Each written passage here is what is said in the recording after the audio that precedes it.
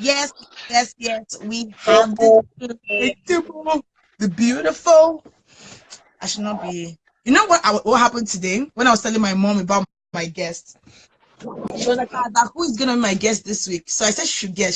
She couldn't guess. So I said she should guess again. She said she couldn't guess. And I mentioned your name. She was like, hey, And I said, funny thing was when I was in secondary school, I can say that I didn't say hi to you. That's the funny thing. This life is a pot of beans. I remember because she was always very quiet. People, Yeah, let me throw I wanted to say, on my I'm sure guest. it's the way around. I probably wasn't even saying hi to anybody. She was always very quiet. Like she comes from upstairs from her class and just enters, and I'm like, but pastor's children are always like the jumpy kind of people. Why is And that was what was on my mind, like all through. I'm like, this sister, like that was everything on my own. So I saw you in you again, and I'm like, you know what? Don't let me say as if I know her, because if I say hello, she'll just give me a It's yo. possible But it was that fun. maybe yes, it's possible. What you say? I could have given you the Ella, as in we can't say. It's possible. I was very vain like that. I don't know what was wrong with me, but thank God, Sha. Hi. We thank God for Jesus. Yeah, How's your day been? fine, and yours? I slept. Sleep is even still doing me. I still feel like I should sleep small, a little bit small, just tiny bit. Oh, But no. So I kind of have like tons of questions. But hmm. for those who's joining us, for those who joining us, welcome to Life Matters with Aanu Adedire. And if this is your first time, where have you been? Don't worry, we'll forgive you for today. Dr. Gbemisola, you know what you can help me do, because it's not my life. Can you help me type the what do you call it, the program with your name and the topics, because I can't pin it from where I am. Yeah, but I think I have issues pinning things. I've been trying for the last few lives, and it's not been doing. Let me see. No, I can't paint. So okay, well, we'll have to just keep reminding people that that's what we're doing. But yeah, so today we have Dr. Gbemisola Ishola. She is a medical doctor. She like book. She reads book. She love Uh, book. uh, But doctors read book now. They say lawyers read book, but I feel doctors read book too. I think it's the same amount of volume that doctors read that lawyers to read. But well. we don't have any choice but to read the book. Hallelujah. Hey, my guys are here. Wow, this is Hello, amazing. people. So we're gonna be talking about children's health, children's Oh, health. We're gonna be talking about children's nutrition. We're gonna be talking about children's hygiene. We're gonna be talking about everything that comes to children from 0 to I think it's 12. I probably a little of preteens, a little bit of those questions, but more about our small children. So today I wanted to ask my first question. Why did you even study medicine first? Why medicine? it was a very spiritual something. I don't know. Okay, yeah, I really don't know why medicine. My dad says that since I was small, I used to say I wanted to study medicine, and then I used to say I wanted to give my brothers injection and funny things like that. So if you ask me, I really don't know. I think when you're in science class and you do well, and somehow I think somehow I just got here because I remember my 100 level. Before 100 level started, I actually felt that at that point in my life, I felt I was going into full-time ministry.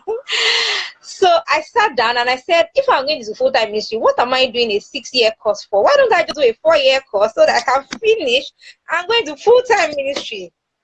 So that's the spiritual aspect. So God said, nah, medicine. So Mm, that's how I mm, got mm. here. And what made you go into like public health? Because most of my friends say I want public health because I want to have time for myself, and I'm like, that's selfish. You're supposed to like be in the hospital every time, do ward round, but Well, I'll be selfish if I'm feeling like that. Well, public health, I think for me, okay, well, start from Okay. medical school, especially because I'm in Nigeria where we see a lot of things are Mm, preventable, and Nigerians have poor health seeking mm, behaviors. So a lot of times they come to hospital mm, very late, and I think what struck me was that a lot of the things that I was learning in med school, I didn't know them mm, before then. And it seemed like a lot of people didn't even know these things. And if you want people to come in early, how do they come in early if they don't even have the mm, education? So it seemed like all the knowledge was stuck in the mm. hospital walls, and people out there who were meant to safeguard Didn't their have own it. health did not know anything. So for me, it looks like there was a problem here. There was a huge gap between, oh, fine, maybe abroad there's a lot of people are Google Yeah, doctors, they know what to do, I they are learned very in the US there knowledgeable. are Someone walks e-doctors into the and they help. clinic. But I wanted to ask about that too. Probably, let me ask now before we start talking about children's health. Um, do you think that that's Okay. something that Nigeria can go tread towards, like the all in like e-doctor? Because I feel like even if I'm saying I have these symptoms, there's a way that you will know if this is what I need. How will you know via internet? How do you think Nigeria can go towards that line? Yeah, we're already Okay. there actually. But the issue in Nigeria is not just the demographic is Okay. diverse. So you have the uneducated guys, so you can't be telling them to go online. Even the educated guys are going online because Google gives you different sites. So how do you know which one is which I also tell people, how do you know which one is credible Mm, information? Because I can open a website today because I want to sell my products. I can just put up mm, information online and then you Google something, Google brings it out. So Google doesn't discriminate which are the good sites, which so sometimes, yes, it helps you be more aware of your health. So it has a positive and the mm, negatives. In Nigeria, we have a long way to go. A lot of people, even the educated ones who are mm, mobile friendly, are on Facebook and Instagram. So how many people are actually searching mm, for their health? so that was why So you wanted to do yeah. public health. Mm, Yeah, so public health for me, it was basically to mm, make a difference. It looks at solving population okay. health issues. So basically, the clinical doctor sees one patient at a time. I can solve issues of populations of Mm, nations at mm, once. So for me, that was so that's where it was more. And then maybe if I was out of the country, I could have considered some form of clinical. I still do mm, clinical medicine, but it's not as much as my other colleagues. But because of also the infrastructure, for me, also house job days, I was heartbroken by I knew what to do. I couldn't do a lot. I'm like, I can't practice in this kind of wow. place. I mean, I'm gonna go mad because being a patient, I can help, I can't do much, but I actually love clinical medicine. I love the two of them, so I'm doing a Mm, blend of it. But the main thing for me, prevention mm, it goes a long way. There's a lot that we can do at mm, prevention stages, which is far, even whether you're in developed countries, mm, developing countries, mm. prevention is key. So of course, before we start So doing do you damage think that control. people are, Yeah. do you think it's that people don't want to actually, and this is where I have an issue. There was this person that told me that and God rest the soul of this lady, but it was hurtful to hear that there, like you said, infrastructure. There was nothing in the hospital. She was bleeding. She was in labor, so Yeah. she was bleeding. They went to the first hospital. They said they didn't have the doctor in whatever. I don't know how you will open hospital and not have doctor. Like I don't understand. Then the second one, before they took her to Luth, and by the time they got to Luth, tried to like do everything, they lost her, which for me was really painful, even though the baby survived. But for me, aside from the infrastructure, do you think that money is also one thing that people are having issues with? Because in Nigeria, if you don't have money, they will never attend to you. Yeah, health financing Mm, is a major issue. I saw in Nigeria, mm, everywhere in the world, of course, you have to pay for healthcare. So it's either you are paying for it or it mm, has been paid for. So whether you are doing insurance, mm, it's been paid for. So health is not free. And yes, it takes a lot. So actually, we just need a functioning system, a lot of planning, a lot of talk is going on into how do we, because to say we want to provide healthcare for all, mm, which is the goal, we have to look at mm, health financing. A lot of people do not have the money to care, okay, maybe basic things, but beyond maybe treating simple things, a lot of people can't afford healthcare. So of course there are like policies. Another issue we have here is implementation of policies. So yes, there are policies in place. There's meant to be this 1% in our revenue in national level that are meant to go to one fund that hospitals can access. So if you have maybe an accident victim, imagine if that system was functioning. I don't think hospitals would turn away people. But because of course everything is just on paper, mouths, and people are running businesses, especially Oh. private hospitals. Teaching hospitals is another ball game. It's a lot of, if we start talking about problems of health systems generally, we will not live here. It's Okay, so and complex. I wanted to ask this question before you go into the main topic, and which is, Okay. there was this video, and which, if I'm being objective, like not being a literal layman, I would look at it in the objective side of what he's saying is true, but it was wrong. Okay, so the Minister of Health said something about doctors and said not everybody will practice. Some people will be farmers, some people will be fashion designers. Even the person sewing his gown is a doctor. And in my mind, I should not lie to you, I have doctors that are friends that are doing different things, photography, fashion design. They're doing so many things. So if you look at it from the objective side, it is true that not everybody practices as a doctor. But if you look at it from the reasonable man's test, I feel like it was really wrong for someone to spend 7 to 9 years studying, and you say, oh well, they are just leaving because they want to. Not everybody has to this. How would you feel if there were to be a better system and better governance? Do you think that more people want to go into medicine? Do you think that more people want to because even our so-called leaders, well, our president's what they call it, headquarters is in the UK. He always goes there for help, which is a slap on the face of the country, that even our health system can't even function without us going abroad. So what do you think are the things that we can put in place that will help? Is it better governance? Is it that people have to be reorientated? I don't know. I don't know. Okay, so about people moving to other professions is different from doctors traveling abroad. So now, better health system would maybe a better environment to probably make more people stay here. But about moving to other professions, it's like there are many reasons why people move. Many. Some people just went through medical school to please their parents. Yes, that's very true. Yeah. So I think that a lot of my colleagues who don't like this system, who are not happy, end up just traveling abroad to practice medicine. But those that move to other professions, that was actually their passion. So for example, me, that I wanted to do full-time ministry. Maybe if I ended up in my full-time ministry, of course I'll have finished medical school and stepped out. So I think it's more passion. And sometimes some people encounter some things in their practice. Like I know someone who the day she saw someone dying, that was the end of it for her. She removed her ward coat and went to open school, and she's doing well. So now they're different. Yes.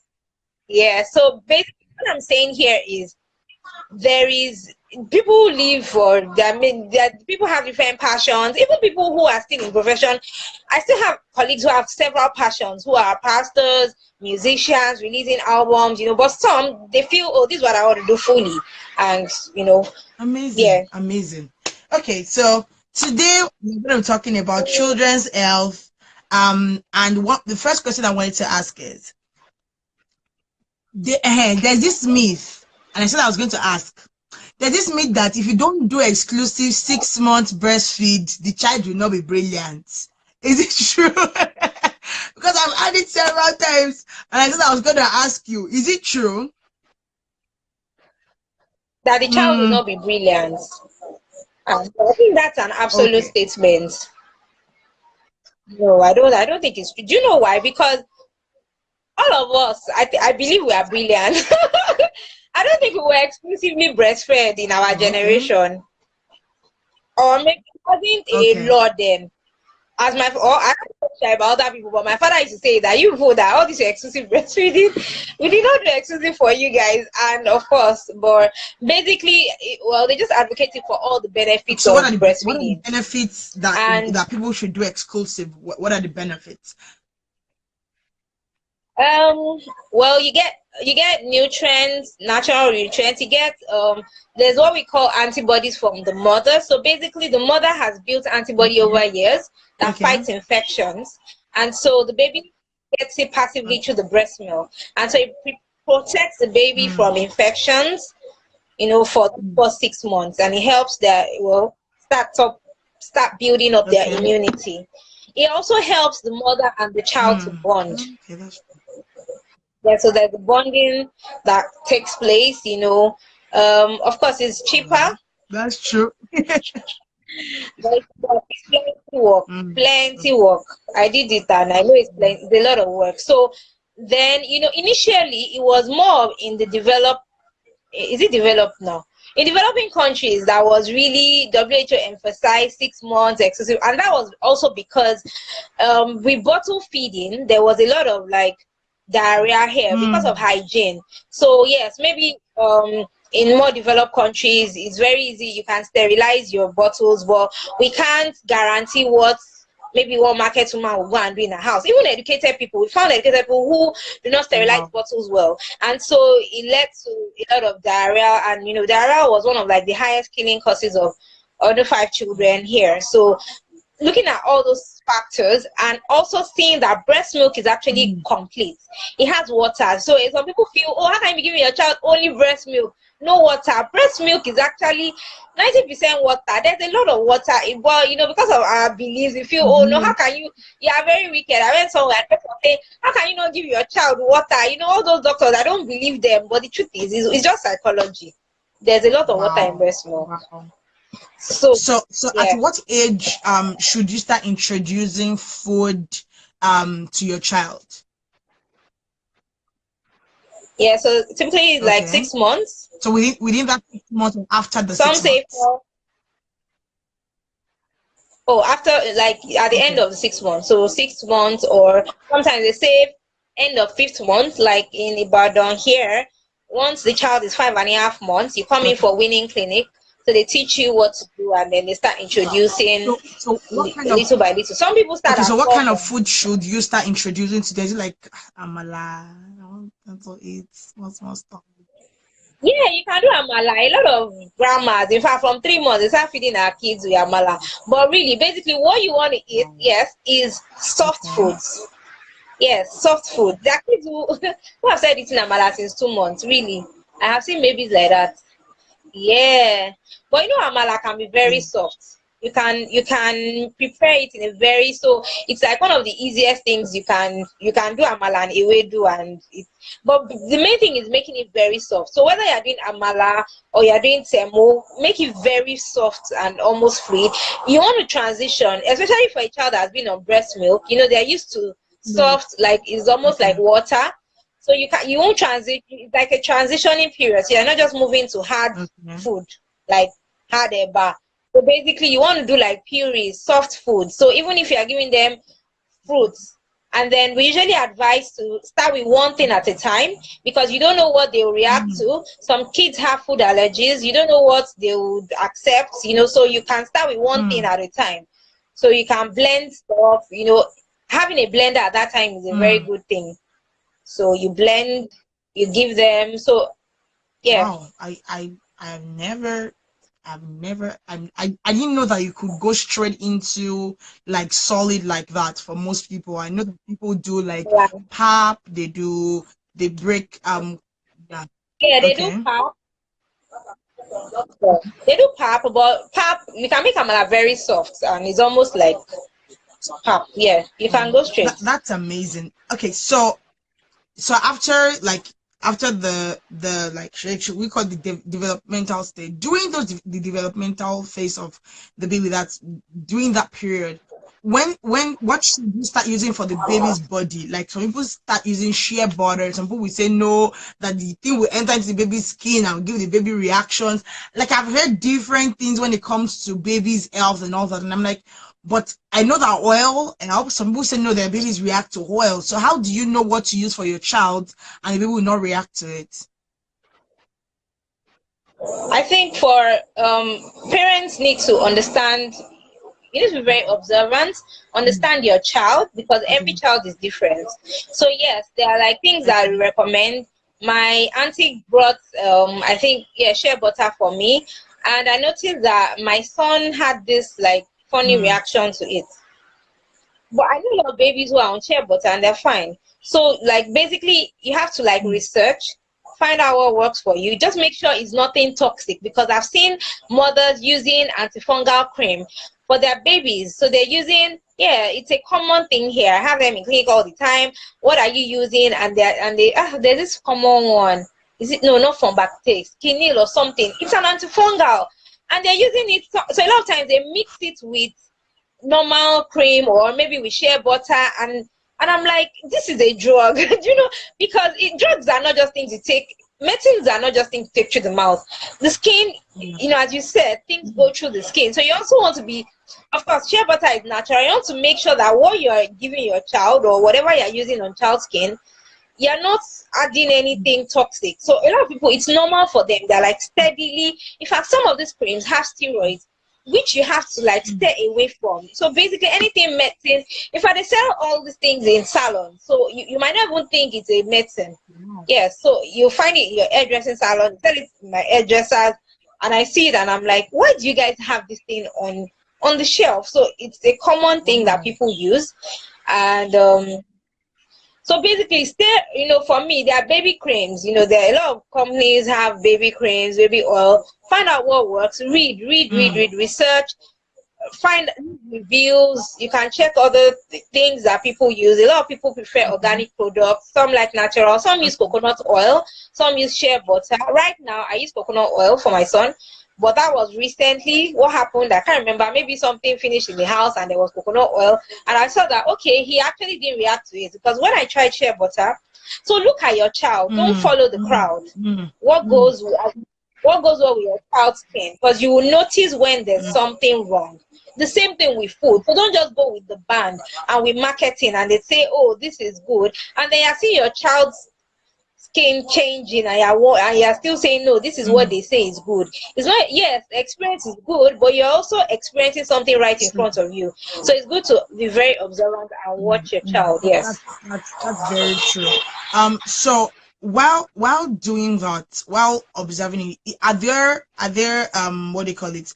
Are there products you think that you can recommend that will make, like, if a child is having, like, some children have this, like they give birth to them and their skin is peeling. So what do you use to maintain a Yeah. child's skin that will make it looking really good and maintaining it so that it looks at least fresh every time someone sees your baby?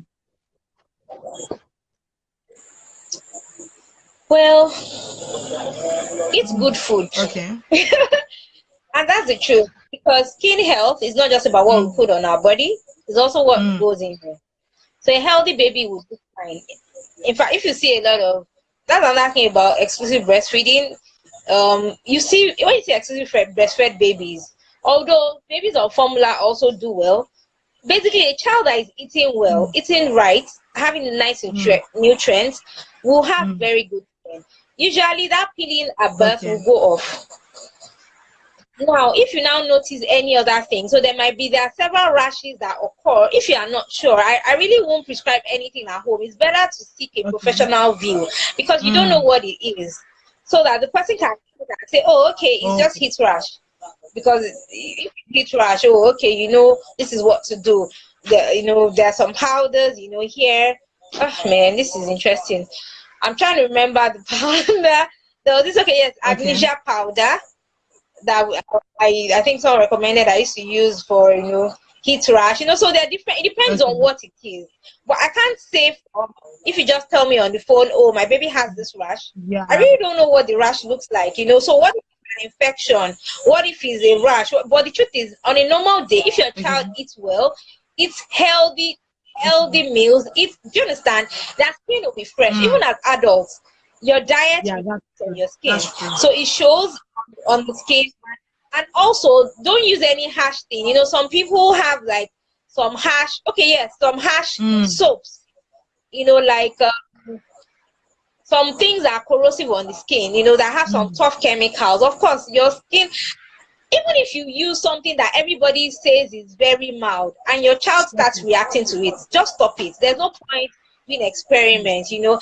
And then there's something I also stay clear of, and that is, even though I know they do a lot of advertising on TV for it, is medicated soap, because I feel that a medicated soap has that. The reason why it's called medicated soap is because there's some form of medication in it, and basically it's used for some indication. So maybe a child has a particular skin problem. I don't think it should be used every day. For me, I stay clear of exposing my child to chemicals, you know, too much chemicals. Let him just use normal soap. There's no need being medicated and say you're preventing something. That we use there. It's not Delta medicated soap. I remember Delta, because till now my skin is still very sensitive. I can't use sponge. I can't even these days. I can't even use medicated soap again because I have this funny reaction to it. I react to some oil. So there was a time I was using peppermint oil. Everything in my back here was filled with a rash. And it was really black. I react there's so much. Even when it comes to drugs, I think that's another thing that I want to talk about. When it comes to drugs, people should always note what they give their children that they react to. There's some drugs that you can give every child and nothing will happen. But if I use some drugs like this, you think that I'm from Morocco. My lips will be black just because my body isn't in sync with it. So I think it's always very important that people also note about it. Note that too. I wanted to talk about red flags. Now, I was watching a show yesterday, and this lady was talking about a child. The child is 2 years old, and the hurtful thing that she said is going on that child, that at 2 is having speech problems, is having he can't walk for a while. So what are the red flags that a parent will see and be like, oh, okay, these are the things, this thing should not be happening to my child when it comes to speech? What are the things that a parent should take note of? Okay, so here, well, I think things are changing, but it's just maybe amongst those that have money. Ideally, when a child is born, some screening tests should be done. So you should check whether the child, so you shouldn't wait until the child, so you are shouting at the child before, maybe a lot of times we wait until the child is older and then we start speaking to the child. That's when we say, oh, the child can't hear or the child can't speak back. So there are tests that can be done. There are newborn hearing tests that can be done, because there are some things that medically that can be done. Some things are correctable at some point, but if you don't detect it then and you detect it much later, it's probably going to be harder. I know that here, maybe in some private hospitals in Lagos, I don't even know in Ibadan, they do some of these screening tests, but they're expensive. I used to work in a pediatric hospital and it was really expensive. That's why I said it's probably for those that have money. So it hasn't become a general thing here. But one thing is there's some developmental milestones that we watch out for. So usually we say from 3 weeks, the child has social smile, meaning that you smile at the child, it starts smiling at you. It's a range. So there's some things that you expect. So a child who has had birth asphyxia, that's probably what that child had, or some form of maybe he didn't have oxygen during birth, or he had some infections while inside. There are many things that can cause that. That's what we call cerebral palsy. So the signs, you start seeing it. Basically what happens is that the child has delayed developmental milestones. So usually when you come to the hospital for the first time, we ask you things like, when was the first time this child smiled at you? When did this child start sitting on his or her own? When did this child start crawling? Those are developmental milestones. We actually expect these things at different ages. So we expect that, okay, maybe at 6 months, or it's a range. So even though I'm saying 6 months, someone should not hold it and say, hey, some people already do it at Yeah. 4 months. Some do it later, but it shouldn't be so far. Some children are just sitting by themselves at 1 year. That's really Like far. 9 months. Yeah, walking is another ball game. So some walk at 9 months, like I know, some walk at 1 year. But basically, as I said, it's a range. So what happens is when we notice that these things, neck control. Neck control is like one of the major, apart from the smile. So usually at 2 months, if they carry a newborn baby, they can't control their neck. It goes down. Usually around 2 months, we expect the child to be able to hold their neck up. So if you have like a 6-month-old baby who is like this, of course, there's something wrong. Don't wait till the child is 1 year, 2 years before. Do you understand? Also, children, it might actually have normal milestones at the beginning, but after a while, it looks like they are regressing. So it looks like they are losing the things that they had before. So some children have some illnesses, and after those illnesses, it looks like they are regressing. So basically, the parent has to be observant. What has my child been doing before, or what has this child not attained? Is there something that they need? And there's something I wrote down before starting. You need to prepare. Now, remember I said one of the reasons I wanted to do public health was to educate people. I think that a lot of people just say, oh, I'm not a doctor, I'm not a pharmacist, I'm not this. It's not an excuse not to know about your child's health. The truth is, we go to school to learn about what we want to do in life. A parenthood is a lot of work, it's a lot of responsibility. So it's no excuse to say, oh, I'm not a doctor, I don't know. You need to learn, you need to prepare. As a pregnant woman, before you even get pregnant, carry books and read. If you're not in the medical field, ask questions. Do you understand? Ask questions about each stage. You want to know, okay, what am I supposed to expect? When this child is growing up. Because if you have this knowledge, then you can detect on time. Oh, they said this is supposed to happen. There are a lot of books in the bookshop that says that talks about newborn, that talks about infants, that talk about toddlers. If you have those kind of books, even me as a doctor, I have a book that I go back to. So now my son is a toddler. I go back to, okay, toddler stage, what am I expecting? Because it's not everything they talk to me in medical school. So you have to keep on reading and build this knowledge. It's not an excuse that, oh, you're not a medical person. You need to know, because that's how you get info. That's how you know, okay, what do I expect at this phase? What do I expect 6 months, first 6 months? What do I expect 1 year? What do I expect after 1 year? What should my child be doing? What should I be engaging my child in? What should I, so that you're not just doing parenting by default, or you're just coasting through life, and then whatever someone tells you, you say, oh, okay, I didn't know. To bring out the best in our children, we need to be on point. We need to know what it is that we need to do at each stage. So if you already know, okay, these are the milestones I expect within this period, and then you don't see it, oh, there's a problem. Even if you're not sure, you can take them to the hospital to be checked. Yeah, Tayo, baby center is very helpful. Even me, if my child just starts crying unnecessarily, I'm like, oh my gosh, what's going on? Baby center to the rescue. So that's one website that is actually quite useful online. Yeah, so there are some responsible sites like WebMD. Yes, It's a reliable site. Sites that have .gov at the end are usually government sites. So they are reliable.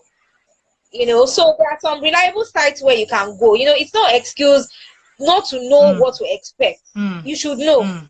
Yeah. So when it comes to crawling and walking, some people try and compare that, oh, my firstborn did this, my lastborn did this. So when should I tell people that it differs? Like, my brother is 5 years older than I am. He walked when he was 1. I walked 9 months. Like, it doesn't matter. But when should it become like a concern to the parent when they're not seeing a child crawl? Like, I have a cousin that didn't crawl. He just walked straight up.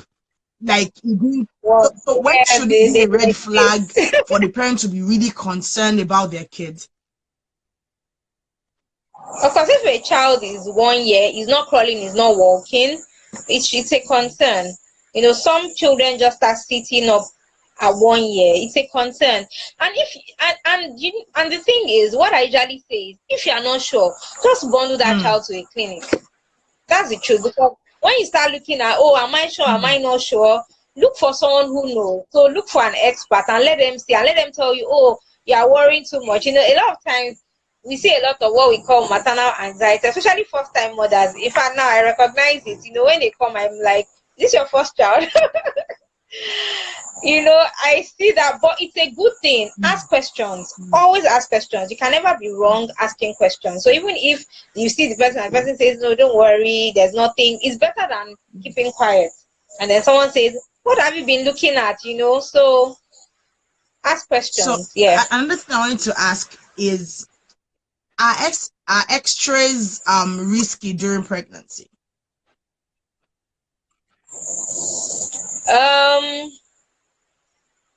Usually in the first trimester, we usually don't, you know, because the organs are like developing and all that.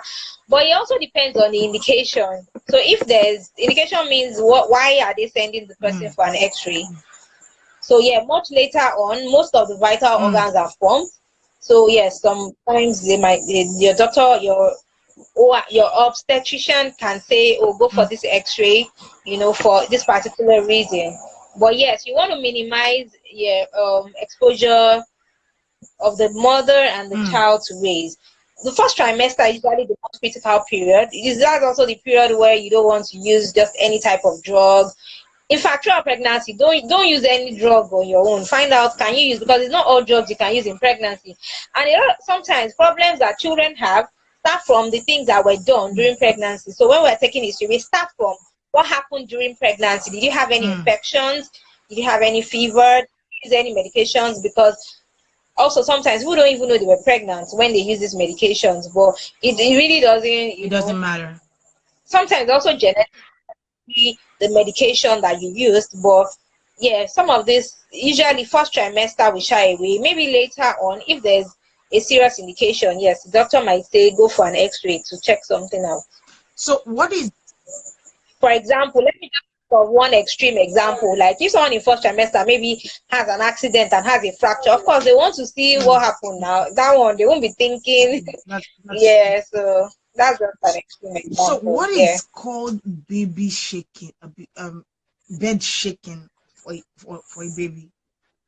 Baby shaking syndrome. Baby shaking syndrome.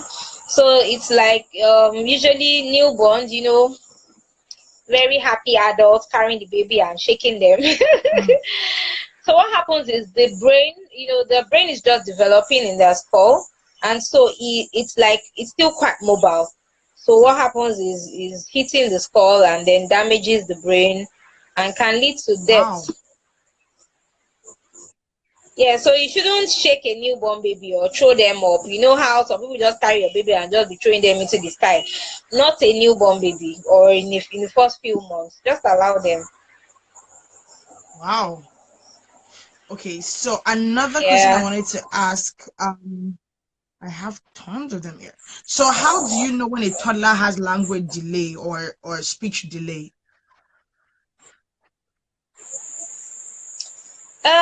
Well,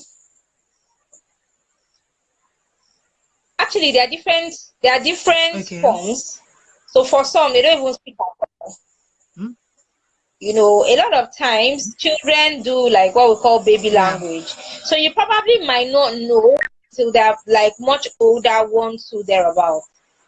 Ideally, in some ideally, speech therapists look at a child and they say, oh, okay, we should start intervening at this point. But the truth is, looking at children naturally, sometimes they say, oh, they're still saying baby language, they're still saying baby language.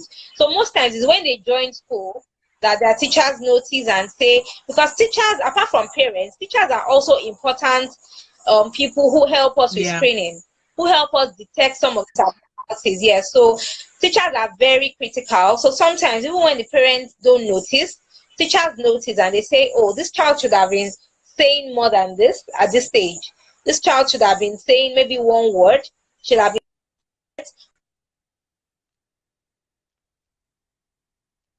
some people from some month old they start saying some words, you know, but usually maybe when they now start school, when they are one, when they are two, expect them to say one word. So they are like the amount of words they expect at each age. I can't remember the specifics now. So maybe a toddler should be able to say 1 to 2 words or 2 to 3 words. Do you understand? Maybe after 6 months they should be able to say one sentence. So each age range has like what is expected. It's just like a guideline. It's a range. Do you understand? Okay. So sometimes, because some children develop, slowly, but how will you know if your child is a slow developer or if there's a problem? Take them to a specialist, because truly some children develop, more slowly than others, but you can't like figure that out on your own. So as I keep on saying, just take them to the specialist, let them assess them themselves, and then they will know whether, okay, we need to do anything, we need to intervene or leave the child. So I I I kind of feel like, because I've lived in Nigeria and I've lived here, it's kind of different. Like in Nigeria, they would say you should not take a baby out of the house until probably 6 months or 4 months or 3 months. But, but I heard No, different things. But here, no. once the baby is like few days, you already see them put the baby on top and carry up, and I'm like, it's not too early. So generally at what time or what month or what day, how many days should a baby, or can a baby step out of the house? They can step out anytime. It's a cultural thing. Oh, So usually, I don't even think it's about the baby, it's about the mother. The mother is confined, at least in Yoruba culture. I don't know about other cultures. You have to like stay at home for 40 days. I was at home for 40 days or something funny before I showed up in church. So the day I now show, okay, although the truth is, you also go out within those 40 days. You take the child for immunization. So babies go okay. out. So it's just a It's cultural just that thing. you probably enter the car, go for immunization, come back home. There's someone catering to all your Mm. needs, and then I finally went out after church appearing. So I think it's a cultural thing. The day we dedicated him in church, I was now free to walk up and down. So I think it's just a cultural thing. Now I It's know. not something that and I know that people are even going to deliver abroad. So we used to tell them not to walk up and down, because a lot of my friends come back home 1 month later. So they're even flying. Yeah, Yeah. because I thought it was like like a serious thing, and Uh, nah. it's not that deep. Okay, Not at so all. now the child in is growing and he has become probably going to primary school, or like they call high school or something here. So at what age should you start inculcating sex education for your child? Because now they call it Me Too movement, where people are now like talking about all these things, and people are coming out and saying this happened to them when they were younger, this happened to them when they were younger. So at what age should you start teaching your children about sex education and all that? Well, I think sex education is in different stages. It doesn't necessarily mean you're telling them about sex. So it might just mean giving simple instructions, like, for example, 1 year old, 2 year old understand their body parts. So my son is 2 years and he understands, he knows his head, he knows his penis. You call those things by their names, as they say. Don't give it pet Mm, names. Let them know these are the names of these mm, body parts. Let them know this person. For example, I tell my son, don't let anyone kiss you on the mouth, because I have people carrying him maybe in church or elsewhere and they're kissing him. I'm like, I tell him that don't let anyone, I don't know, for me it's just somehow, why are you trying to kiss him on the mouth? mm, I tell him that don't let anybody, so even him, you see how he does his face when someone tries, he just turns his head. In fact, you know recently it happened and I was just laughing. I said, good, you are hearing it. The truth is, when I started saying it, he didn't do as if he was hearing me. But they hear a lot of things mm, that we say. So it can be as little as that. And also, I think one helpful thing for sex education is play with your children, be open mm, with them. You help them open up to you. If they feel that you're mm, accessible, you play with them, you ask them mm, questions. Oh, what happened to you mm. today? Oh, don't let this person do this. So even though I have a son, I'm not like, oh, he's not a girl, because a lot of boys experience Yes. abuse, So apart from doing that, I pray a lot Mm, over him, like, God, please just don't let any abuser come near this boy, or any of my children. So I think talking to them, looking at what is age appropriate, what do you need to tell them at each age. At this age, they're aware of their body parts, so you can teach them their body parts. You can tell them nobody touches you here, nobody touches you there. But of course, you know that, for example, my son he's potty trained now. They'll take him to the toilet to wee in the school. So you need to let them know that even though your teacher is taking you to the toilet, as in, so how do we explain to them that they shouldn't be touching them? I don't know. I really don't know how people. I think somehow everything that we say builds up in them, and it's not too early, so it might not be a serious talk. A lot of times I would say sex education, some people feel, oh, we have to sit down and look very serious. Speak to them, play with them, have like fun times. You have story time, you're telling different stories, not horror stories. You're not trying to put fear into them, but you're just letting them know this is who you are. Affirm them, tell them you're beautiful, you're fine, don't, and try and develop that healthy relationship so that they can be free to let you know if there's anything around. Yeah. And then be observant. Be observant, because children usually imitate what they see. So if you see your child in a funny way, you should don't say, oh no, my child is a good child. Yes, we all have good children, but please be observant, because that might be the indication that there's something wrong. So sometimes they withdraw. So what was your child like very playful before and is now withdrawing? It might show that there's something wrong. Maybe someone is touching them, or maybe they start behaving somehow, and you ask them, why are you doing that way? They might tell you, oh, this child in school does this to me. But you won't get that information if you don't notice things. If you're like, okay, why are you like this? What is wrong? What is going on? So we have to be very observant. So even for those of us who have nannies and have all that, even when I had a nanny who was like with my son, I used to bathe him. So even now, when I take him to school, I'm sure they think I'm like very funny in his school, because as he's coming out of his class, I'm watching him. So if there's like one tiny bite on my son's head, I'm like, no, this was not there in the morning. And they're like, no, I said, no, I saw him. So you cannot tell me that I outsourced my, the truth is, it takes a lot. I'm like, no, this thing was not there. I am 100% sure it was not there. That's when they say, okay, maybe an insect bit him. I said better, because I looked at my son this morning so I know, even this afternoon when I picked him, I was still looking at his eyes, his face, it looked like there were some rashes. I was like, okay, it's fine. You get, so we have to actually be very alert. Yeah. So for kids, what vaccines are they supposed to get as they're growing? Like, I remember that, I know they gave us like the immunization that used to have the mark here, but I did not see my own. And I wanted that mark so that I would tell everybody that I got immunization. So at GS3, I went back to UCH to get my... It was hilarious, but I think that's what I loved it. I loved the idea. I loved everything about So it. You have the mark now, so I'm happy. So what vaccines does a child need in their growing stage?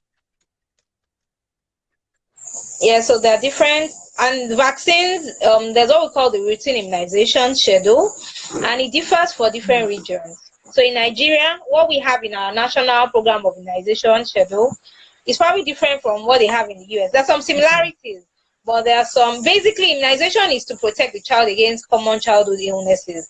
So, for example, in the US, I don't think they give BCG. BCG is against tuberculosis because they don't have that problem there. Do you understand? But of course, there's some things like hepatitis.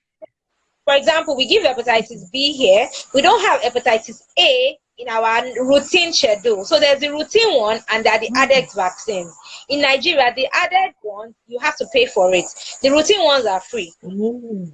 So, for example, in the US, they give children their hepatitis A. Hepatitis A, you might not find it in our own routine. So, of course, there are some differences across countries, but each country has their own. So, at birth, this is what you get. These are the immunizations you get. You get hepatitis B. You get okay. So, at 6 weeks, at 10 weeks, at 6 months, you get vitamin A. At 9 months in Nigeria, you get measles and yellow fever. At 1 year, so usually from 1 year upwards, you get a lot of special vaccines: cholera vaccine, chickenpox, typhoid. So it now depends on you if you have the money, because in Nigeria, a lot of these added vaccines are really expensive. So I imagine that, but at least once you have those basic ones that are free, at least it provides some protection. At least that covers for those who can afford it. Okay, so I also wanted to Yeah. ask this. When it comes to the site, right? And this is what happened. So I remember that when I was in primary 3, primary 4, I used to do like this when I'm watching TV. But there was a woman like that was my church that used to do like that. So my parents felt like I was just imitating her. And it wasn't like there was anything wrong with my eyes until GS1, when I got to OBMS and my teacher started complaining that I was always doing like this and I had to come close to the board before I could see anything. So what are the things that you have to watch out for when it comes to the sight of your child? And now at least I know what's causing that. I see babies, children of 1, 2, 3 years old using glasses and their lens like thicker than my own, and I'm scared. I'm like, oh, is it like there's a different thing these children are eating that is not making them grow well, or what's causing it?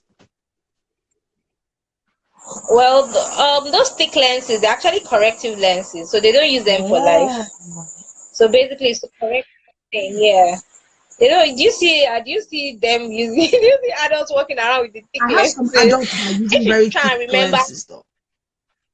yeah, but if you try and remember those people that were using it, they probably didn't continue using it. Do you have friends that were using it when they were Yeah, and small? It's possible those ones started using it oh, much later okay, on. okay, okay. Possible. Possible. So actually there are different eye conditions, as I said. As in, there are so many things into eye, into ear, into different parts of the body. But what you said is very important. You know, I said earlier, be very observant. So if your child is training, sometimes it's headache. Sometimes they don't even have anything like training eyes or headache. It might be that they are failing in school Oh, because they can't and see the board and they are not taught. mm, mm, Yeah, so it might just be that your child is having poor mm, grades. You know, some children are very introverted and will not talk, will not say anything, will not even show any sign. They can't see the board and they won't scream. You know, so as I said, you have to be very alert. Your antenna has to be high. The community, they say, it's a village that raises a child. So whether it's the teacher, the parent, someone has to notice and see that there's something wrong. If the grades are not well, you need to figure out what is it. Is it that you can't see the board? Is it that you can't hear the teacher? It might be that you can't mm. hear. So maybe it's a hearing defect, you know. So Mm. don't just abuse, you know, because what happens here is they start abusing the child and they say, oh, this one is a very, I think that's changing though. You know, when we're growing up, I think what they just used to rain a lot of abuses on the child and just say, oh, you're not serious, blah, blah, blah. And it might just be a medical thing. You know, they just start saying, oh, why are you like this? Your mates are like this. It might even be a learning Mm. disorder. So don't let us make Mm. assumptions. Let us believe in Mm. our children and, you know, hopefully they will all be Mm. fine. Mm. Mm. So when it comes to the teeth, I remember that they used to tell us that if you throw your teeth on the roof, it will grow back. I think that was a myth. That was a lie. They call it tooth fairy here. That if you give with your Yeah. God, why did they deceive You us? put money, you put money And there. I was so well. I think the It's 50 like kobo Santa I threw Claus. with my own. Ah, It's like Santa Claus. so when it comes to how do you prevent your children from having tooth or teeth issues? Because I noticed that I have a sweet Okay. tooth till date that I Mm. try to correct. So now I'm scared of going to the dentist because I feel like I might have done too much. But like compared to a lot of my friends, I don't have any teeth or any pain or anything. Like I have never had one. So I am consciously telling myself that I need to start correcting it so that I don't have kids that will also be like that, and kids that will say what they call it, that have sweet tooth. So at what stage do I start noting all those things when you have children? Well, even before a child has teeth, You can clean the Okay. gums. So you can clean the gums, get clean clothes, and just clean it from time to time. But once a child starts having the tooth, it's out. It well, they say my sister-in-law is a dentist. Let me just say they say that you should actually visit the dentist for checkup. But me, I've not done that, so maybe I'll get there. I'll get there. But I think that one thing that we need to look at is what are the children eating. You said that you have a sweet tooth. It's because you were probably introduced to a lot of sweet things. Yeah, I yeah. think Because the things that we give our children, it will affect their teeth. And a lot of times I see kids like binge on sweets, on sugary drinks. These things are going to affect the teeth. It will lead to caries. In fact, it's not even just later in life. As children, I remember one of my nephews, well, not direct nephews, my cousin's child. There was a day he had. Imagine they say that dental pain is one of the most severe pains ever. That is like comparable to birth pain. So imagine a child having dental pain. It's not funny. So I had this my cousin's child who had, and okay. I'm So like, that was my first experience. okay, this person is saying use use flourish, brush morning and night, use mouthwash after every meal. What if you don't like mouthwash? I personally don't like mouthwash. After every meal, Sorry, what did they use say? mouthwash after every No, it's meal. not necessary. No. You don't need to use mouthwash after every I don't meal. even like mouthwash. It's not you do. It's not for babies. It's not. I don't think it's not that hard. Brushing, yes, brushing morning and night, fine. Even that brushing morning and night is a lot of work, especially if you have toddlers that are not cooperating. It's a lot of work. A lot of people is like battle time. They're fighting. They're like, no, mommy, no, I don't want. So it's a lot of work. I'm lucky to have a child that loves brushing. Oh. Another thing that can help is cartoons that show how to brush the teeth. So maybe if you have those kind of things, it might help them. But I think that establishing them in a routine helps. So they know that every morning we brush our teeth, every night we brush our teeth before we go to sleep. Also, diet is very important. Diet is very important. Also, about weaning, there's something that happens, especially when maybe you were doing exclusive, or you're used to giving your child maybe breast milk throughout the night. A lot of times when mothers start that weaning process, they feel that because at that time the child wakes up to suck in the night. Okay. So when I was breastfeeding, my child would wake up to suck in the night. So when I started weaning him, one thing I had to do was to stop giving him. So when he wakes up in the night, I started giving him water. So now there are some parents that wake up in the night and give their children tea, juice. Wow. Yeah, because what happens is you go to sleep, because it's not like they intended doing it. It's like it was like a replacement for milk.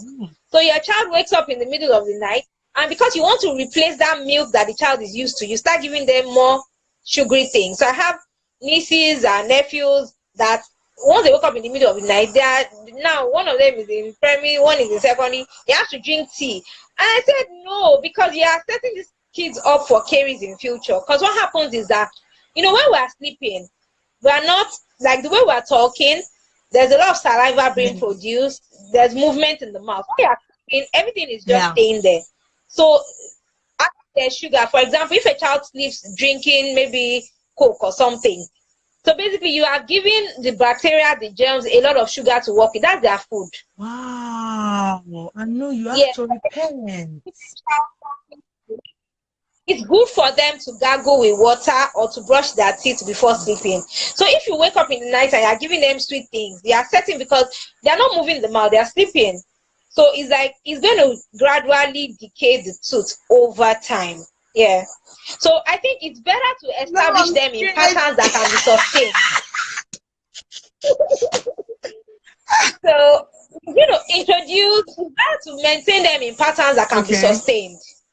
What can be sustained? It's saying there are 20 seconds remaining. Also, I think we've done 1 hour. Have we? Okay, I can't see the time. It's only you that can see the time. Yeah, 10 seconds. So okay. So now. We'll come back. We'll quickly go on a quick. Yes, that was Minister Freke Umor. That was Minister Freke Umo, and the title of that song was The End of This. So it says, I will see the end of this, it won't see the end of me. Whatever it is that the enemy has planned for us or for our children, it won't see the end of us in the name of Jesus. Welcome back. Welcome back, Amen. people. Yes, Life Matters with Aanu Adedire is going live with Dr. Gbemisola. Yes, yes, yes. And for the last 1 hour, we've been talking about children's health, nutrition, hygiene, everything, children. And we were talking about the teeth, in which I'm already having heart attack now that I have to go and see a doctor ASAP. Yeah, just go and check. Ideally, you should be doing a scale. You should be doing scaling and polishing every 6 months. Have you ever visited a dentist? Yeah. So please go and visit one. And Oh my god, that is one that I can see any doctor. I think that's one thing that is making my heart do zoom. My heart is pounding for them. But I will try. I'll make sure I do it before the end of this year. I'll make sure I do yeah. it. I'll make sure I do it. Which is good. Okay, so how then I heard this thing. I don't know if it's myths I'm hearing every time, but I want to find out how long should a baby sleep? Because people will say that it's not good for a baby to sleep too much. Wake the baby up, he's sleeping too much. The baby can this. So how long should a baby sleep? Ideally, how long should a baby sleep on a daily basis?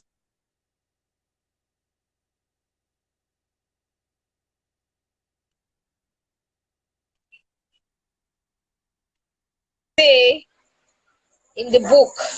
Yeah. So ideally, yes, because it affects their mental health. It affects their functioning when they wake up and all that. So yes, they should get some good sleep and basically have a structure, have a time. So don't let your child leave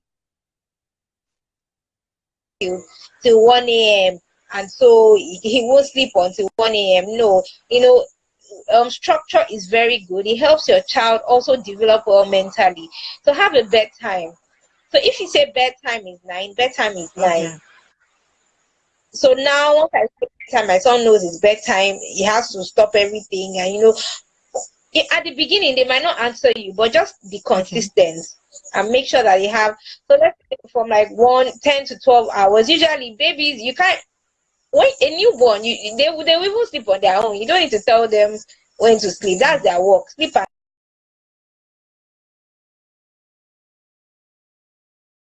opening their eyes and looking at you and all that. But usually from like 1 to 2, it's good for them to have at least like 12 hours sleep and all that. But as I said, there are usually there are exceptions. There are exceptions. Some children do 10 hours, as long as you're not doing 4 hours sleep for them. And then they sleep at night, and they also usually sleep within the day. They have like siesta during the day. So my son sleeps like 2 hours during the day and then gets like 10, 12 hours at night.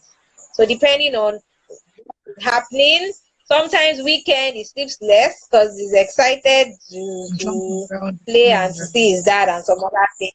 So yeah. Oh, that's so does non-fat milk provide the same nutrients as all milk?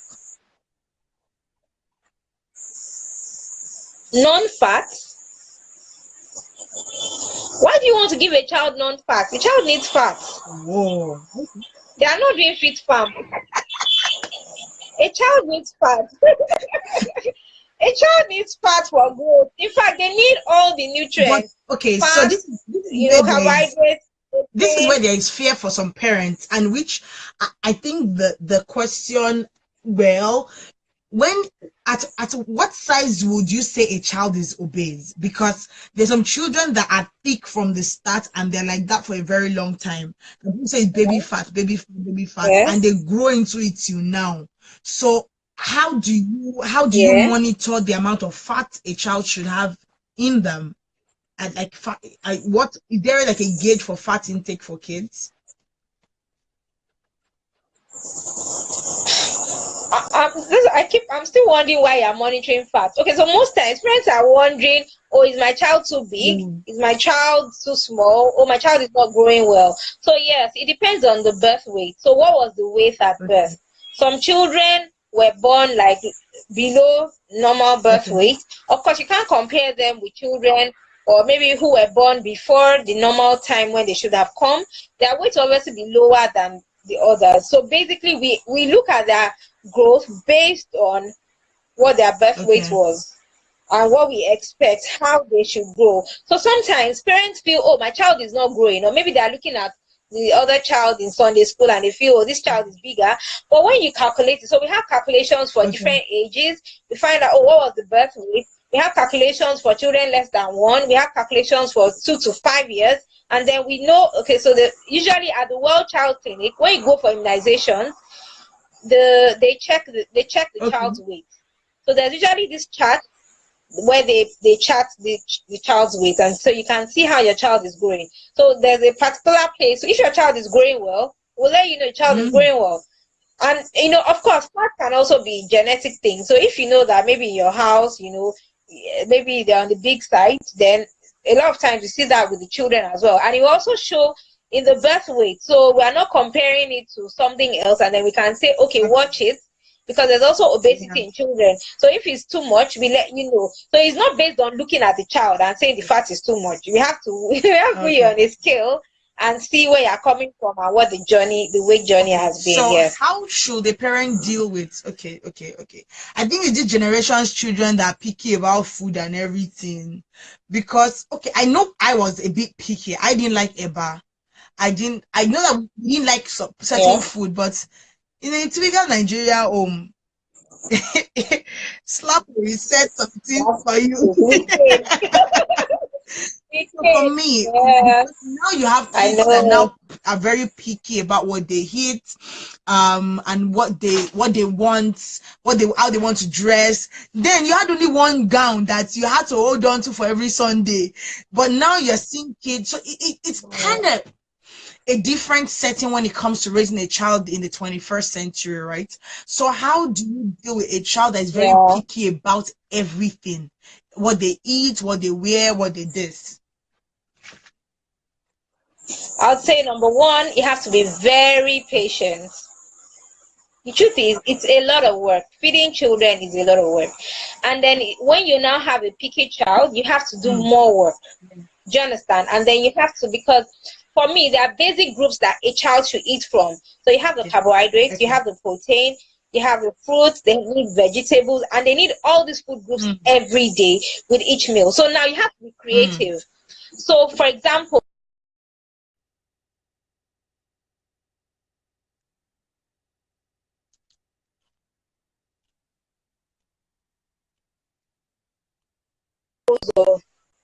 about something, you need to make sure that those 3 swallows are packed with nutrients, meaning that maybe you mix it with crayfish. You just have to be creative.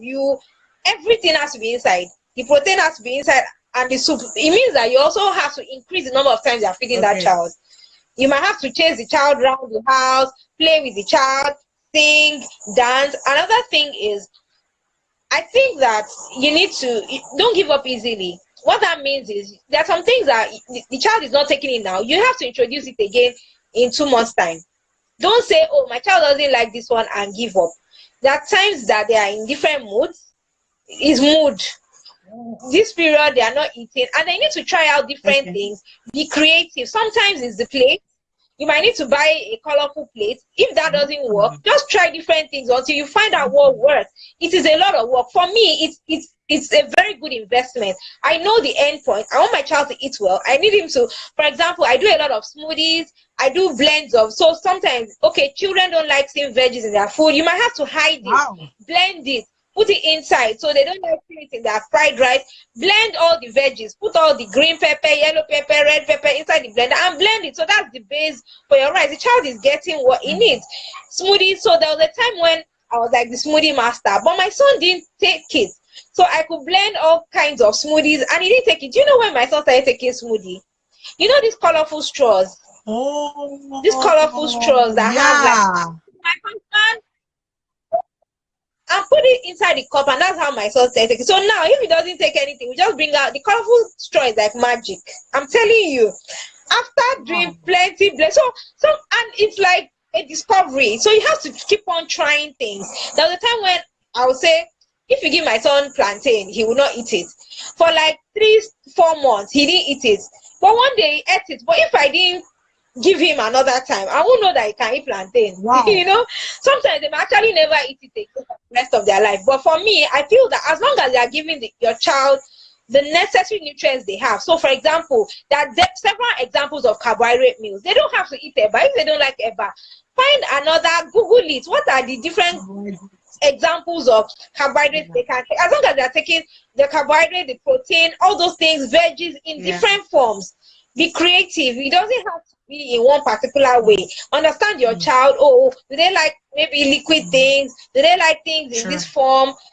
Package it that way. Do they like cake? You can make healthy stuff. You can put. So now my food processor is my friend. I just pour everything. I said my friend yesterday, I just do like a lot of concoction, a lot, and it turns out nice. So I have fruits in my, I just put banana in there, egg, so that's like your fruits. You have protein. I put oats. So I have cupcakes. I didn't train how to. I've never learned how to make cakes, but I mix stuff. I put it in the oven. It comes out, and my son eats it. I'm like, yay! In fact, now the next one I want to do, I want to add spinach. I want to add spinach, so I'm going to blend it with it, and so you have to be creative and keep on coming. Sometimes they also get tired of what you're giving them. You can't just keep on doing the usual rice mala that we do here. You have to be very, and it's a lot of work. It's an investment. For me, it's an investment. It's an investment that. But what you're saying is there should be a balance. So even though your child is not eating this, make sure that you get something that can supplement or complement whatever it is that your child is getting you eating now. Yeah, they will be eating something. So even if they're eating little pieces, it means you have to feed them more. So they are taking little. So maybe normally you feed a child 4 times a day. Maybe you might need to feed that child like 5-6 times or 7 times, but in smaller quantities. As long as they're getting what they need, and make sure that they're monitoring the growth to be so that they're taking what they really need. Yeah. Okay. And also, well, just to add to what, just for you to add a little bit to put some icing on the cake. So how do you improve a child's eating habits? What do you mean by improve? There are some children that I have seen that they don't like eating, except it is all this juice, maybe fruit that they will never eat. So how do you improve? How do you make that child want to eat in itself? I'm not sure if you can make a child want to eat, because they have a mind of their own. As in, they have a mind of their own. But I think one thing you can do is you have to put your foot down and let them know you have to eat. You have to eat. As in, so because that's one of the ways you have. So you're not just letting them go away with it. Oh, I'm not eating, and then you now don't feed them the whole day. No, you have to eat, especially when they're much older. Usually the struggle is when they're small and you have to force them. I know someone, we have to wait for him to when he's almost sleepy before, at that point he's sleepy, so he will open his mouth. Oh my gosh. But my point here is, don't give up. You have to try and find out what works. How can you give your child that nutrient that he needs? Okay. So what do you do about bedwetting? Thank you very much. Bedwetting. At what age or stage should you start going to the mountain and say, oh Lord, this child is still bedwetting? Well, actually, I'm not sure what age that is. I can't remember. I haven't checked that in a while. Yeah, but I really don't know. I can't remember. I know. At what age do you check? Are you worried? But I know that right now my son is 40. But sometimes the child might be potty trained, and then they all of a sudden start bedwetting. It means there's something wrong. There's something wrong. So there are different causes. Functional causes, meaning that it might be something in the physical defect, there's something going on that you can see, that we Okay. can discover. It can be something, it can be a Okay. psychological thing. So it might be that there's something going on in your child's mind that you need to figure out. But you actually have to be patient, because a lot of times we get frustrated when things like that happen, and then we put out our frustration on our children, and it actually doesn't Mm. help them. So our own mental health is also very important as parents, because you need to be in that state where you can help your Mm. child, where you're not Mm. frustrated. And here I would say get help, Mm. find out, ask questions, like get a support, get support from someone. I may help professional, ask them questions. Okay, what do I need to do? Remember I said earlier, reading helps you, it takes the pressure Mm. off you. So for example, if I have a 5-year-old and I feel this child should not be wetting, and I open stuff and I read and I realize, oh, okay, maybe some children actually do this, and I ask a health professional and it gives me also advice, and they check, because sometimes also there could be some infections, and they check the child and the child is Okay. okay, I will probably respond to Okay. it better. Do you understand? So that's what I'll say Okay. about Okay. that. That's okay. I don't know if you had anything you wanted to share with us while you were preparing. Okay, I think we've actually talked about a lot of things. Diet. I'll add Okay. exercise. A lot of people don't realize that children need to exercise. For toddlers, preschoolers, exercise, they exercise in form Mm. of play. So ideally, they should get like 1 to 2 hours Okay. every day. Older need at least 1 hour of Okay. exercise. Older kids to 10 every day, and it's important. So parents need to look out for this. In fact, that's one of the reasons I chose my son's school, because they play outside for at least 1 hour every day. Because I feel that if your child is always sitting down in front of the television, always sitting down, you need to reduce screen time, Mm. sedentary, because it leads to a lot of health problems in Mm. future, chronic disease you want to prevent. So you want to help them start that healthy Mm. lifestyle early. So even if they're in a school where they don't do a lot of outdoor Mm. activities, plan it into the activities when Mm. they get home. Make sure that they are getting the right level of activity that they should get Mm. when they get home.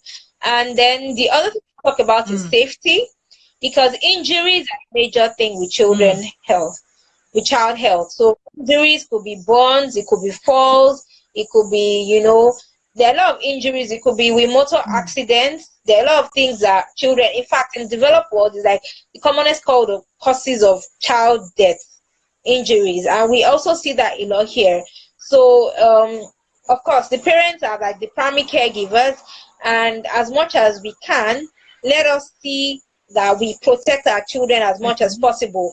So you need to look at, for example, so safety can be at school Okay. level, at the household level. At the school level, do you think your child's school is Mm. safe? I feel that parents need to give themselves some accolades. You are actually very important. You need to believe in yourself. So if you actually look at the school and you feel this school doesn't look safe, believe yourself. A lot of times things happen and they now say, Think oh, I was about actually it. thinking it. Please take action before things happen. Mm. So look at, is this place actually Mm. safe? There was a okay, maybe because I am trained, so I think when I enter spaces I detect Okay. things early. But you know when, for example, when maybe there are like some gates that are left, some iron bars that are Mm. left hanging, when kids are playing they can run Mm. into it.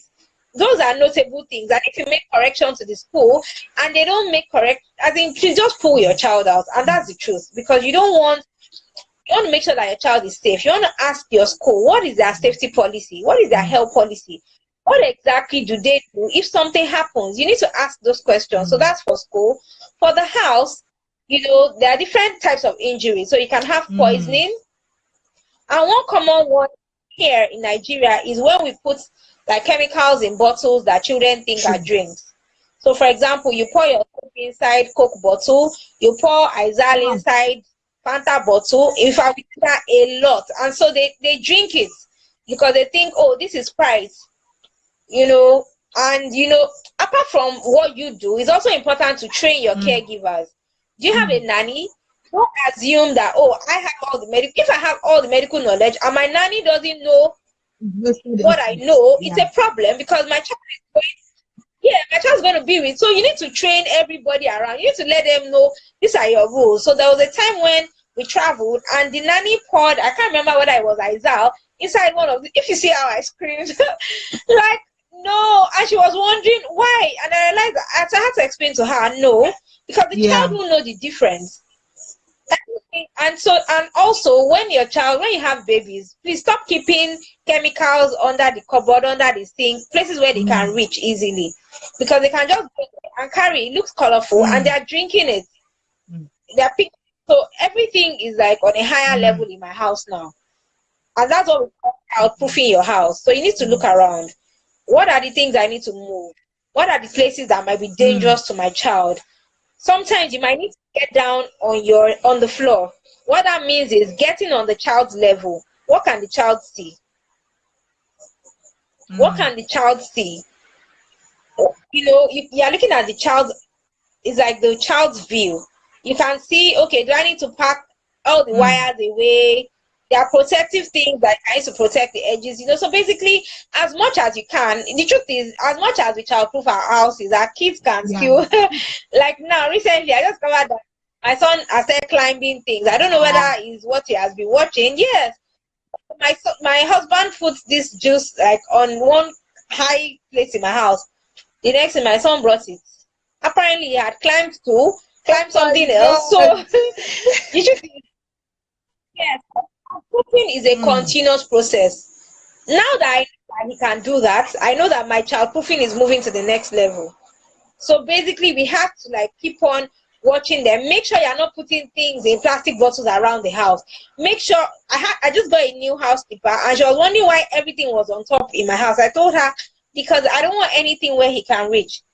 Any soap, any liquid wash, toilet wash liquid, as in don't just put it out there. So basically safety is important.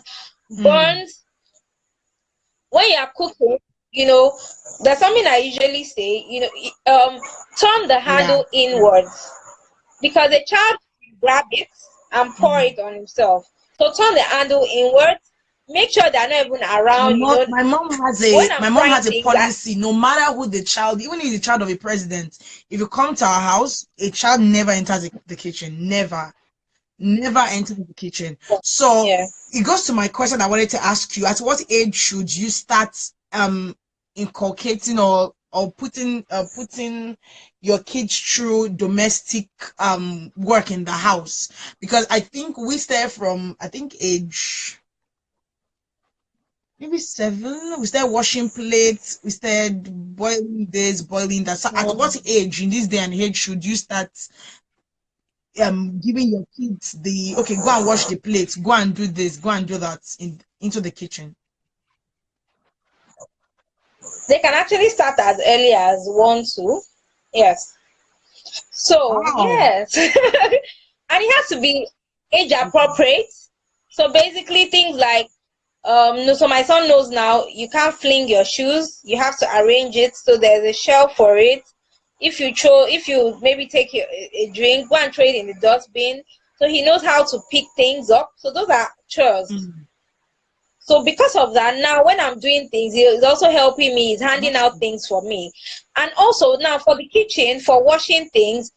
So another thing I say, my son is a Montessori child, and we say that children actually have a lot of abilities that we don't allow them to express. So what happens in the Montessori is everything is at the level of the child. So you have a dining that is at the level of okay. the child. In fact, some people when you go to their houses, their sink is at the level of the child. So the child eats, packs his plates, and takes it to the sink. That is also at his level. Or he climbs a step and he puts it there. So that's house chore. They are not sweeping the house, but that's basically teaching them skills of clearing Clean. things up. They're not just throwing things. There was a time I bought a little broom and packer for my son. And then although he's not sweeping actively, but at least he knows Mm, what it's for, and so he like does the motions. So basically you can actually start as wow. early as that. But as I said, make it age appropriate, make it according to their level. What can they do at this level? Can they, so now when my son removes his clothes, I tell him take it to the laundry basket and he takes it there. That's So amazing. That's yeah. amazing. So before we talk about Doctors Foundation, I wanted to talk about at what how do you discuss, okay, so as a doctor you would have probably got seen a lot of parents that will come with their kids that probably I don't know if that happens, but I know that when I had a couple of classmates when I was in my preteen years, like 10, 11, that had to go to the doctor to educate them about their period. So is that something that people can do Yes. when their children freak out, their girls freak out, or is it something that you should talk to them about before they even get to that age? Yeah, oh, the conversation has to Okay. happen before. Yeah, so we're talking about Yeah. sex education earlier. For me, you need to educate them on their bodies, what is happening, and it's not. So you just need to let them know that. Okay, well, if you haven't, if you need to learn, you might need to read books. So how I explain it is, I basically draw the reproductive system for them, and I let them know that when you get to a certain age, some hormones start developing in the body that give signals to your body. Okay, start producing the egg, and I basically draw the whole thing and show them that after a particular period, if nothing happens, the lining in the womb comes down and it comes out as blood. They need to know so that when the blood, so it's not when they see blood for the first time they are scared. Oh, imagine if they're in school and they don't know what to do. They might not be True. beside you. It might be a very scary moment. So you have to, because I remember for me, I what happened? Okay, yes, I used to see this always adverts when I was in primary school, and I asked my brother. I was like, what do they? When all those adverts, the girls will be dancing, looking happy. I was like, what are they? What is this product? And my brother was like, don't worry. I was just like, what do you mean by don't worry? Tell me, because I was the only Yeah. girl, last born. So I went to ask my friends. So it was my friends that Wow. told me. So imagine if, yes, I didn't go ask my mommy. I don't know why. I went to ask my friends. I had this group of friends in school. So they told me. So obviously, Okay. someone must have told them to, whether their mom or their aunties. So thank God they gave me the right information. So the first time it happened to me, I just went straight to my mom. I was like, Mom, I need a pad. Of course, my friends had already told me. So it's like I didn't freak out. I didn't feel, oh, what is going on? Okay, I so already knew what was you happening. said about like it's within a particular age range, right? But what if they see it earlier? Like I've Yes, heard of kids now seeing their period at 7, at 8. Yeah, at so 9, yeah. is there a particular age? And if the child sees earlier than that age bracket, what should the parents say to the child that will make the child a bit calm? Well, I think for us, it used to be like 13, 12, but because of like the development nowadays, because of the better nutrition, better everything, yeah, so kids are having it from like 9, and really, kids are already in secondary school from like 9 nowadays, so have the Mm, conversation with them. As I said, have the conversation earlier. You can start having, I'm sure a child, for my son to understand what I'm saying, a child in primary 3, primary 4 will understand. And basically explain to them in a way they understand. Explain to them that for a woman at a particular time, and it happens every month, blood will come out. mm, Don't be scared. Don't be afraid. mm, This is what you do. And you have to teach mm, them what to do, how to take care of themselves. If they're in school, what do they mm, need to do? Especially for the first few months before they mm, get used to it. You need to let them know, or if this happens when you're in school, maybe you can even have a teacher that you've already mm, identified that mm, you can even talk to, go and mm, meet this mm, person, or something like that. But make sure that that experience for them is not frightening, or they don't need to go outside and go and ask. So imagine if my friends gave me the wrong information, or they told me something that probably it would have formed a mindset yeah. that was wrong. So I feel that for each stage, remember I said at the beginning, it's no excuse that you are not a medical person. You should know what to expect Mm, at each stage. So even mm, when your children are past the age of toddler, when they are getting to teenage, what are you expecting? So for girls, you know that their menses is coming up. So you need to, of course, educate your children before that time. Even before puberty comes, you need to let them know these are the changes that are going to happen in your body. For girls, you're going to develop breasts, you're going to do, so you're not freaking out. You're not saying, oh, why am I having, especially, within age, they have a lot of emotions raging. They're not thinking, oh, what is happening to me? Am I developing? What is going on? So once you let them know ahead of time, this is what is going to happen to you. This is normal. Your emotions are, you're going to start feeling this way. Because a lot of times we're afraid of having this conversation. We feel that, oh, but it's going to happen. And they have these questions all the time. They have these questions. I work with teenagers. They have these questions all the time. But imagine if their parents could tell them, it's normal. This is how even if you don't know the medical way of saying it, say your experience. Sure. Tell them, I also go through this every month. I have my menses every month. Oh, this is what happened to me when it started. Oh, I was so scared. Share your experience with them. You can start out the conversation that way. And if you feel, oh, they need to hear more, I have parents come to the clinic and tell me, oh, I want you to talk to my daughter. You can then seek, but I think it's sweeter when it's someone who is close to you. Yeah, but even if you feel, oh, I need someone more educated, but at least have that open line of communication where your children can speak to you about things. Let them know, oh, if it's a guy, you might have wet dreams, you might have this. Educate them about, so that they don't feel strange and they don't now go into the wrong hands who give them I think I remember that there was a young lady that was not informed by her parents and she went to tell her friend, and there was this evil teacher in their school that they went to speak to, and he told them that to reduce period menstrual pain they need to have sex, and that was how he slept with her, and she got pregnant and he ran away. So I believe that what you said is very important. It's very good that a familiar face that they know, that they can relate with, tells them all these things and let them know what this and that is, instead of hearing it from friends and teachers that are not even, they don't want their what they call they don't have their interest at heart, which is very important. So tell us about Doctors Foundation now and what it's all about. Okay, so basically what we do is we feed people. That's like the main thing we do. But of course, feeding is not just about giving people food. It's also about helping them get to a place where they can feed themselves. So yes, the basic thing is feeding people, but we also want to help them. But it's not just about, so when people hear feeding people, they think about poor people.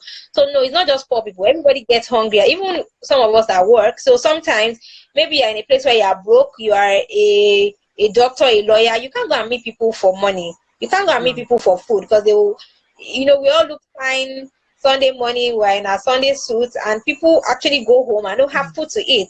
So basically, we have a food bank that provides acute food supply. So basically, for some people, it might be that maybe their salaries were not paid for like 3 months, and it's not like they are out of work. They don't have anything to do. So we basically want to be that place where you can come and get food. So maybe they've not paid your salary for 3 months. You are not jobless. You are not, you don't have skills, but at least you have somewhere where you can access food for maximum of 3 months. But we also have a lot of people who have come who don't have anything they're doing. There are a lot of like unemployed people. So we basically assess them. One of the first things we do is we do a financial literacy training, because we realize that it's not just about empowering people and giving them money.